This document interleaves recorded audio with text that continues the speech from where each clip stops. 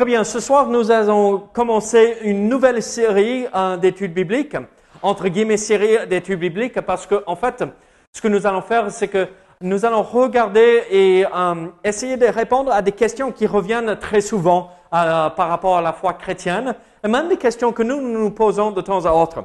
Mais ce soir, j'espère qu'on ne se pose pas cette question. L'homme a-t-il inventé Dieu? Je crois que c'est déjà acquis, la réponse, c'est déjà accepté parmi nous. Mais ça fait du bien de regarder ce thème, cette idée, parce que ça nous permet de se rappeler de ce que peut-être d'autres pensent, et afin de leur répondre quand ils nous posent la question, mais pourquoi tu crois en Dieu? Mais c'est quand même un peu dépassé. Et donc, nous allons essayer de répondre à cette question. Est-ce que l'homme a inventé l'idée de Dieu? Et donc, là, ce soir, je vous invite à ouvrir votre Bible à Hébreux chapitre 11. Hébreux chapitre 11, et nous allons lire le verset 6. Hébreux chapitre 11, verset 6. Or, sans la foi, il est impossible de lui être agréable, car il faut que celui qui s'approche de Dieu croit que Dieu existe et qu'il est le rémunérateur de tous ceux qui le cherchent. Et là, nous voyons un verset qui explique clairement qu'en fait, d'accepter la réalité de Dieu, c'est une question de foi. Mais nous allons voir quelques détails de plus qui pourraient nous aider dans ce manque de foi que parfois nous ou les autres autour de nous, ils ont. Et donc, avant d'aller plus loin, prions que le Seigneur nous aide avec cette étude afin de pouvoir répondre par la suite à ceux qui nous demandent raison de notre foi. Donc, prions ensemble. Seigneur, merci pour cette occasion de plonger le regard dans ta parole. Seigneur, nous savons et nous comprenons que notre objectif, ce n'est pas forcément répondre à cette question pour nous, ici, ceux qui sont déjà là. Mais en fait, se munir de ces réponses et ces preuves et ces vérités que nous retrouvons dans la parole et dans les choses qui nous entourent, afin que nous puissions partager vraiment l'espérance que nous avons en toi. Donc Seigneur, sois avec nous ce soir. Aide-nous à comprendre ce que tu veux nous enseigner. Au nom de Jésus. Amen. Combien d'entre vous ont entendu avec la main levée, combien d'entre vous, vous avez entendu quelqu'un vous dire « Moi, je ne crois pas en Dieu ». Moi. Je pourrais mettre les deux mains on pourrait raconter quasiment si on sortait chaque jour pour partager notre foi, on va rencontrer quelqu'un qui dit « Je ne crois pas en Dieu ». Et en fait, c'est l'homme qui a créé l'idée de Dieu pour essayer de, on va dire, encadrer la société pour qu'on puisse avoir un fondement des valeurs et pour par la suite. Et maintenant que la science est arrivée, on n'a plus besoin de Dieu, on peut mettre Dieu de côté parce que nous n'avons plus besoin de ce cadre parce que nous avons assez de connaissances de nos jours. Moi, je l'ai entendu à plusieurs reprises exprimé de cette façon. C'était bien à l'époque. C'était quelque chose qui a encadré la société, mais maintenant, nous savons, la science nous a démontré, Dieu n'existe pas. Donc, c'était juste quelque chose qui a été créé par l'homme pour répondre à un besoin qu'on avait à l'époque, mais on n'a plus besoin. Mais regardez ce qui se passe quand on enlève Dieu de la société. Tout se dégrade à une vitesse incroyable. Et d'un côté, je suis d'accord avec ces gens qui disent on n'a plus besoin de Dieu. Dans le sens où, en fait, ils mélangent la religion avec Dieu. Et regardez ce que la religion a fait tout au long de l'histoire. Ça a fait énormément de dégâts. Et notre objectif ici même, vous le savez, et vous le dites, notre objectif ici dans notre Église, ce n'est pas d'avoir une religion. Notre objectif, c'est d'avoir une relation avec Dieu. Et une religion, en fait, amène la mort, mais une relation avec Dieu amène la vie éternelle. Et donc ça, c'est important de comprendre. Quand les gens nous parlent de cette façon, c'est qu'ils mélangent l'idée de religion et Dieu. Et quand nous faisons la part des choses et nous arrivons à un point où nous comprenons ce qu'ils veulent dire vraiment, c'est pas qu'ils rejettent l'idée de Dieu, mais ils rejettent le Dieu de la religion. Ils ne veulent pas cela. Et donc, pour eux, oui, moi je serais presque d'accord, oui, on a inventé l'idée de Dieu, dans le sens religieux, mais pas dans le sens de vérité que nous retrouvons dans la parole et dans tout ce qui nous entoure. Vous savez, regardez ce que cet auteur, et en fait, ça divise cet auteur, si vous le connaissez, mais écoutez ce qu'il a dit. Je veux savoir si le monde a un organisateur et comment c'est organisé. J'ai fait des études scientifiques. Il y a une vraie curiosité chez moi pour la manière dont tout ça fonctionne. Ce qui fait qu'aujourd'hui, je ne me définis plus comme athée. Aujourd'hui, l'idée d'un cosmos organisé apparaît même plutôt plus pertinente qu'à l'époque de Voltaire. L'argument du grand horloger tient. L'évidence d'une organisation de l'ensemble de l'univers. Les découvertes scientifiques renforcent l'impression d'une organisation générale plus qu'elle ne la diminue. Et en fait, vous comprenez ce que ce monsieur est en train de dire. En fait, un peu de science, un peu d'études nous éloignent de Dieu, mais beaucoup de science et beaucoup d'études nous rapprochent. Parce qu'à un moment donné, on arrive et on dit « je sais ». Les étudiants de deuxième année, vous savez ce qu'on les appelle en anglais? Sophomores. Sophomore. En grec, vous savez ce que ça veut dire? Ceux qui savent tout. Ils ont réussi leur première année, donc ils savent tout. Ils ont bien maîtrisé le sujet, donc ils n'ont plus besoin de personne pour leur enseigner quoi que ce soit. Donc, c'est là où on est dans notre société. Un peu d'études, Dieu n'existe pas. Mais beaucoup d'études nous fait comprendre qu'il y a quelque chose vraiment là. Vous savez ce que Einstein a dit? Et si vous croyez qu'il y avait quelqu'un qui a fait beaucoup d'études, qui avait une tête, un cerveau énorme, c'est bien Einstein. Et il croyait dans l'existence de quelque chose, un être supérieur. Parce qu'il a dit, le plus que je regarde à l'univers, le plus que je me rends compte qu'il y ait quelque chose. Et donc, beaucoup de gens pensent de la même façon que ce monsieur ici. Il y a quelque chose. Il y a quelque chose, mais je ne sais pas ce que c'est. Mais je veux découvrir du mieux possible. Mais malheureusement, la plupart du temps, ils hésitent à exprimer cette idée. Oui, il y a quelque chose, mais bon. Et alors, en fait, l'existence de Dieu ne peut nullement être ni prouvée, ni réfutée. Peut-être que ça vous étonne d'entendre ça de ma part. Calm down. Non. Mélissa va tirer les oreilles. Elle est très forte pour ça. Regardez. Peut-être ça vous étonne d'entendre cette phrase de ma part. L'existence de Dieu ne peut nullement être ni prouvée, ni réfutée. Est-ce que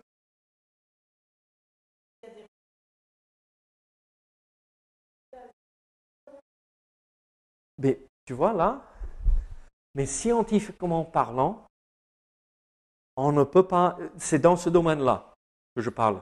Scientifiquement parlant, on peut mettre ça à n'importe quelle autre raison ou cause. Mais vous et moi, on est d'accord. On sait qui est l'auteur de cela.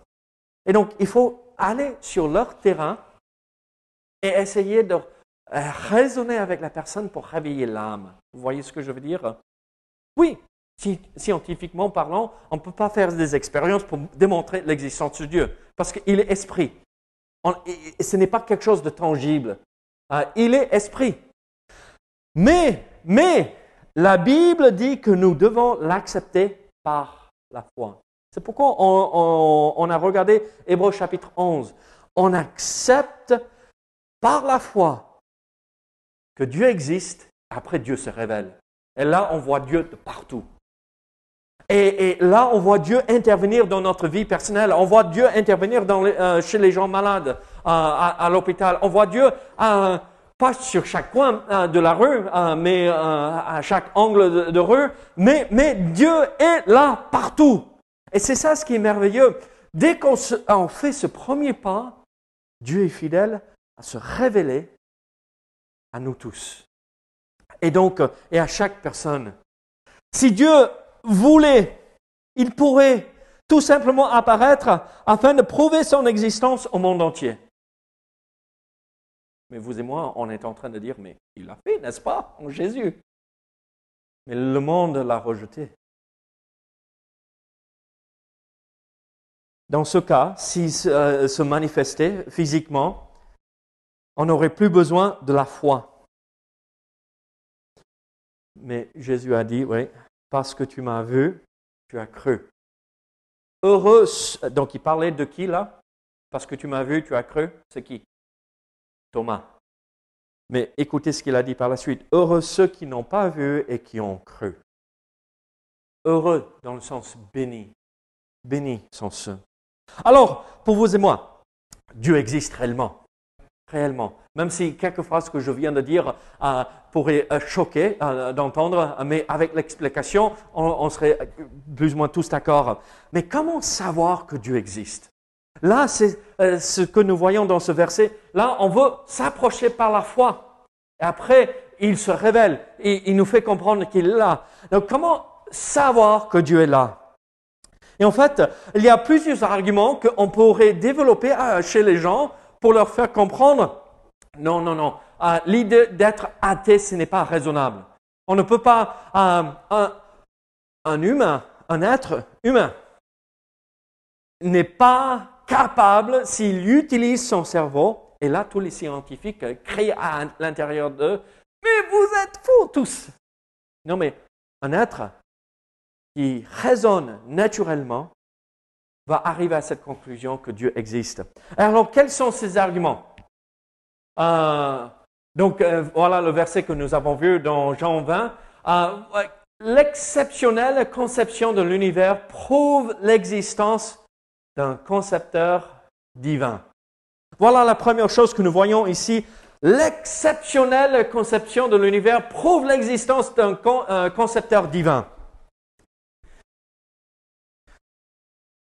Mélissa m'a acheté cette montre il y a combien d'années, Mélissa? Ça fait longtemps. Une dizaine d'années? On était aux US. Oh, ça fait alors 10 ans. 10 ans. Première fois qu'on est rentré aux US. Oui, donc 10 ans. Ça fait 10 ans que j'ai cette montre. L'heure est vraiment précise. Est-ce que ça arrive par hasard? Je jette quelques morceaux de trucs et pouf, l'horloge est faite? Non. C'est ça ce que nous voulons dire par ceci. En fait, si la Terre se situait à seulement quelques centaines de kilomètres plus près ou plus loin du Soleil, elle ne pourrait pas accueillir une grande partie de la vie que nous retrouvons aujourd'hui. Quelques centaines de kilomètres. En vue des milliers de kilomètres entre le Soleil et nous, vous imaginez monter à Toulouse, la distance entre ici et Toulouse, ça, plus près ou plus loin, soit on a trop chaud, soit on a trop froid. Et la vie ne pourrait pas se développer comme on voit aujourd'hui. Ça n'arrive pas par hasard, ça. Il y a eu quelque chose qui a mis ça en place. Il y a eu quelqu'un avec un plan qui avait préparé cela. Regardez, une autre question ou une autre idée qui nous fait comprendre qu'il y a un concepteur divin.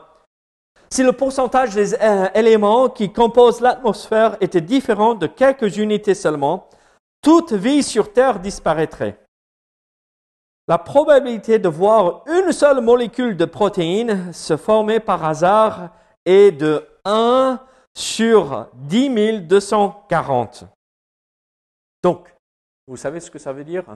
1 sur 10 240, ça veut dire le chiffre 10 avec 243 zéros qui suit.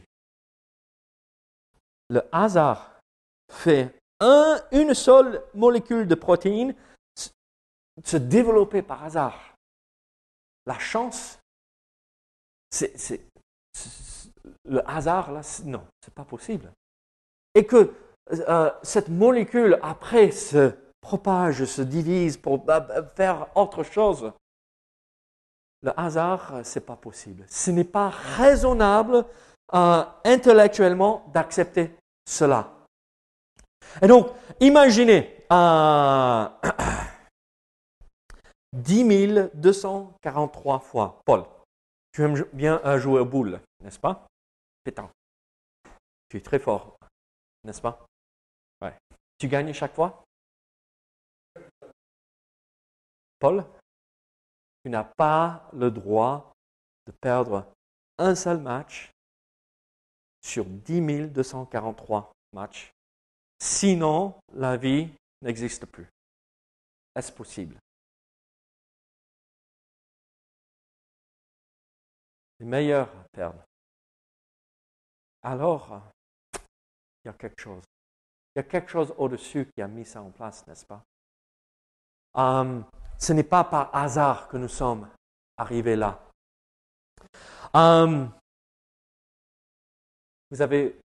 Vous êtes quasiment tous passés à la maison. Vous avez vu les tableaux que Mélissa a fait accrochés au mur.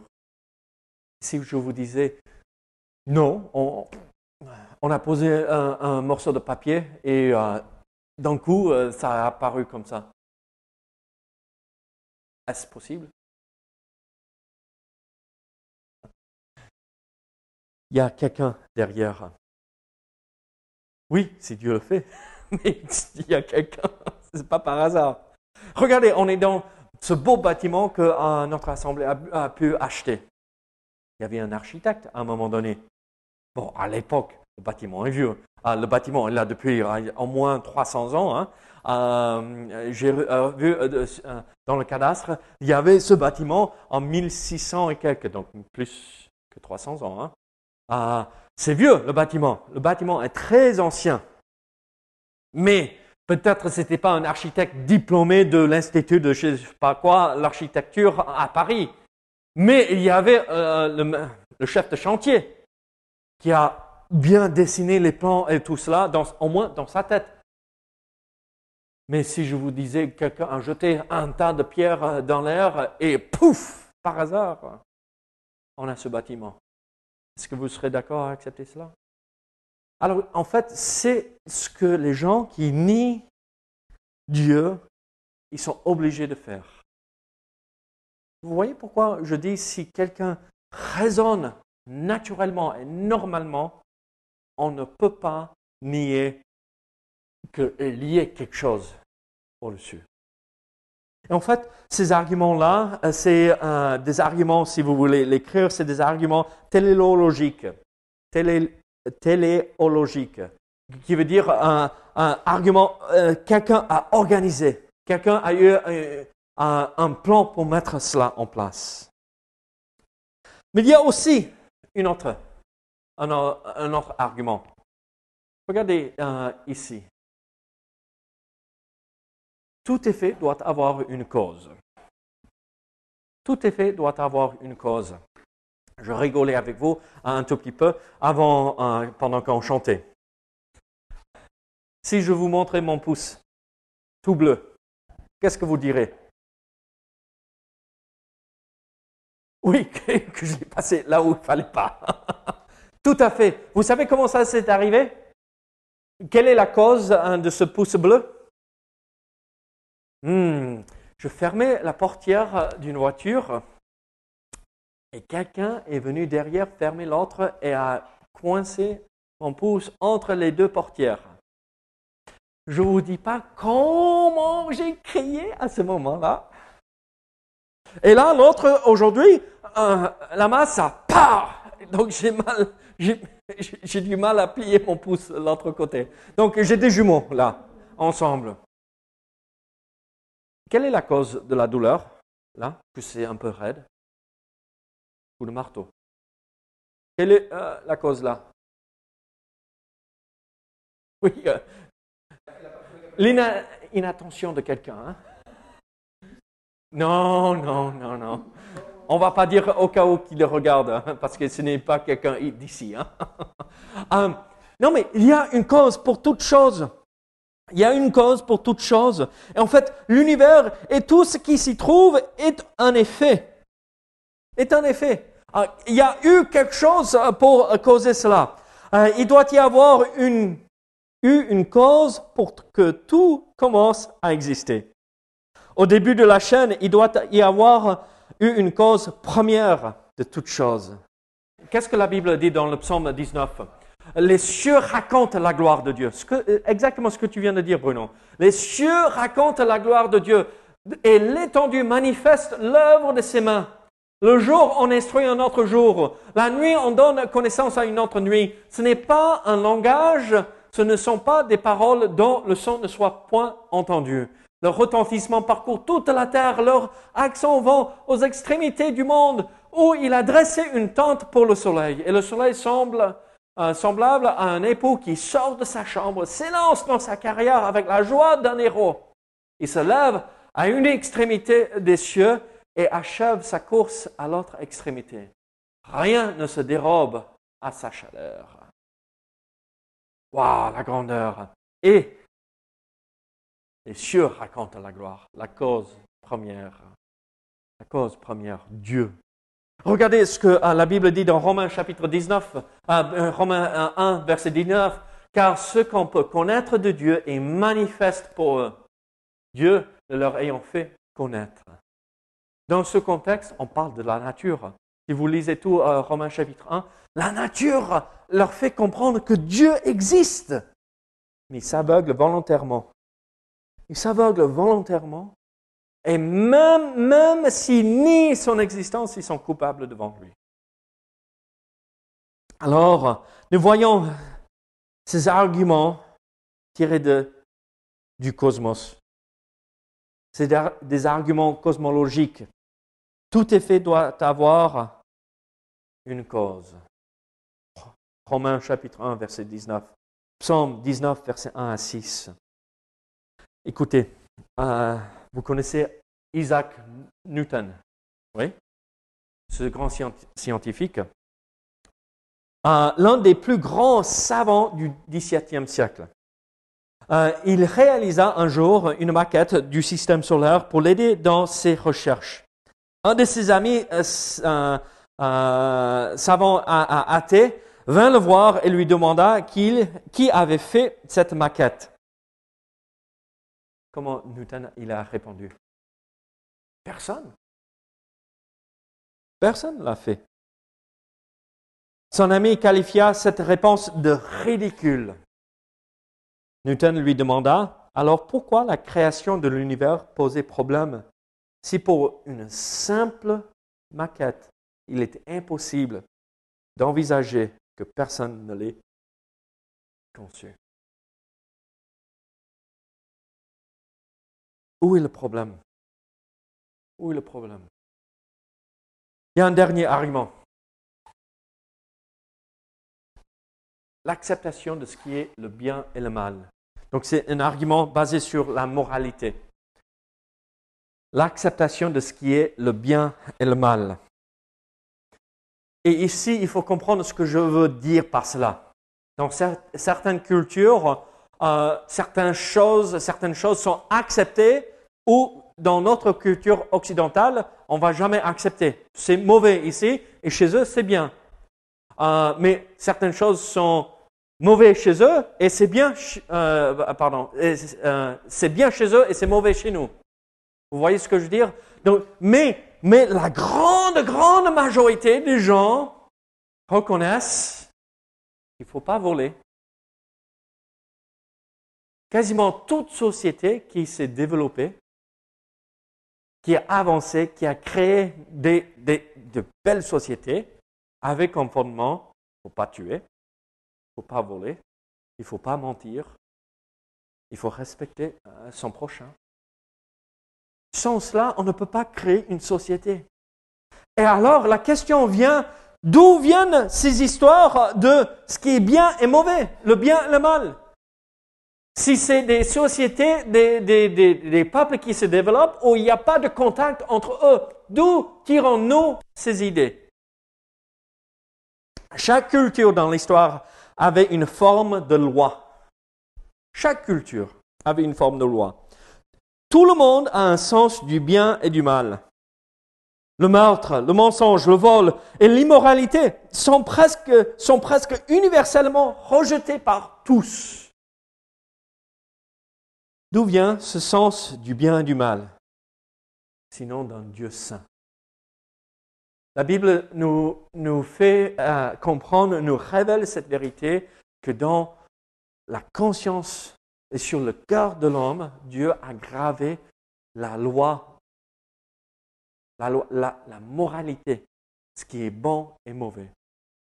Paul, nos enfants jouent là ensemble dans la garderie. Ils font leur club ce soir. Tu as eu besoin d'enseigner à tes enfants comment raconter des mensonges? Moi non plus. Hein. Les miens ont fait naturellement. Nicole, tes filles, ça vient naturellement. Hein. Tu as eu besoin d'enseigner comment qu'est-ce qui est quelque chose de mauvais que tous les enfants font? Mentir. Mais on vient de poser cette question. Hein? Oh, la gourmandise. Oui.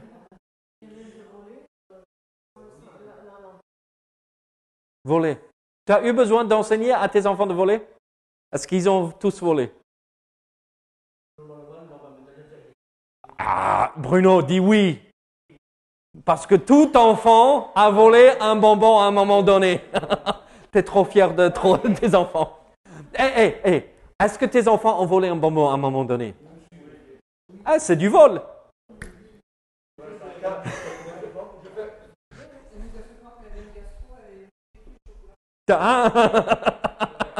Vous vous rappelez l'histoire de mes sœurs et moi? On est descendus dans ce bocal qui était en porcelaine, on ouvrait et on essayait d'enlever le couvercle. Et maman nous entendait. Vous vous rappelez de cette histoire-là? On essayait de piquer quelques bonbons et le remettre, mais maman avait des oreilles, oh là, extraordinaires. Elle nous entendait et pouf! Et même plus de bruit et poum! On est parti. Oh, regardez, on n'a pas besoin d'enseigner à nos enfants de faire ça. Ça vient naturellement. Mais au fond d'eux, ils savent que ce n'est pas bien. Ils savent que ce n'est pas une faute des parents que les enfants commencent comme cela. C'est là naturellement. L'homme, au fond de lui, est corrompu. Mais en même temps que nous sommes entièrement corrompus, Dieu prend son doigt et il écrit sur le cœur. Pas de mensonge, pas de meurtre, pas d'immoralité, pas de vol, Et quasiment toute la société. Si ça ne vient pas d'un être supérieur, d'où viennent ces idées?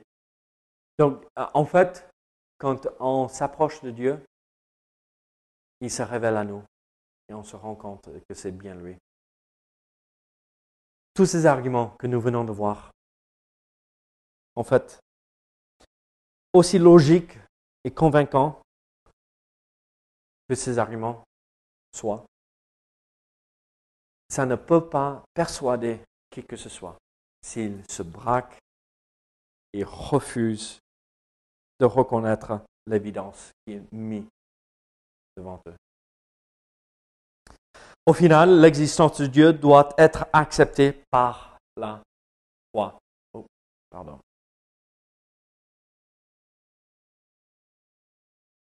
On revient. Or, sans la foi, il est impossible de lui d'être agréable, car il faut que celui qui s'approche de Dieu croit que Dieu existe. Avoir la foi en Dieu, n'est pas un grand saut dans le vide. Combien de fois on a entendu cela?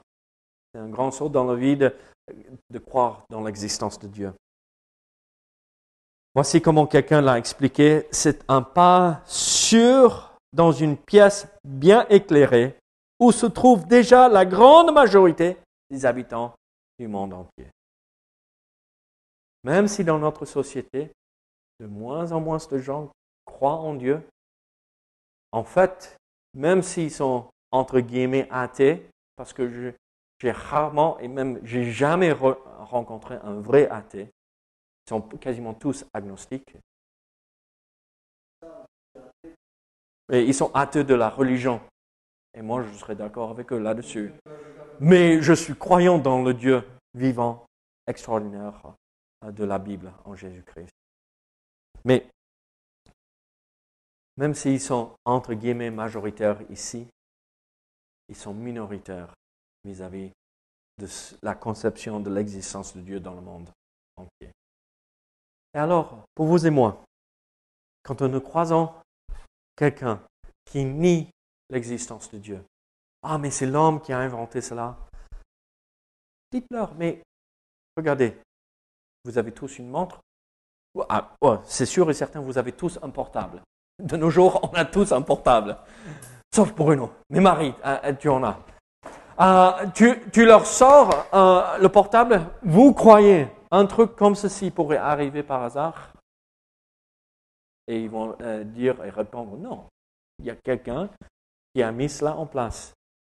Mais l'œil est bien plus complexe que ce portable. Et vous me dites que l'œil est arrivé par hasard, mais pas ce portable. Ça n'a pas de sens.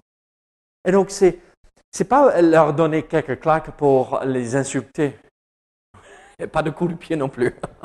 mais c'est, comment dirais-je, semer le doute dans leurs pensées. Oui. Et pour qu'ils se posent plus de questions. Ah, vous savez, c'est vrai. Et être là, quand eux, ils sont prêts. Pas quand nous, en imposant nos convictions. Ce n'est pas l'objectif et ce n'est pas ce que la Bible dit. Tout le monde vient à Dieu parce qu'ils veulent venir à Dieu. Personne n'est obligé. Mais nous sommes appelés à aller vers eux et leur présenter cette vérité. Dieu existe. Et on ne s'arrête pas là. Hein. Dieu existe, il vous aime. Il veut vous sauver et là, vous avoir avec lui pour l'éternité, à ses côtés.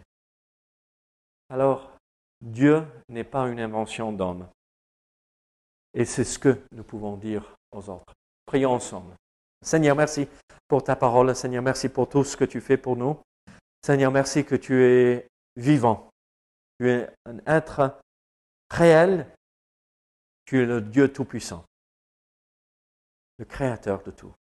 Donc, sois avec nous. Aide-nous à pouvoir répondre correctement, avec douceur et respect, de tout ce qui nous demande l'espérance que nous avons. Au nom de Jésus. Amen.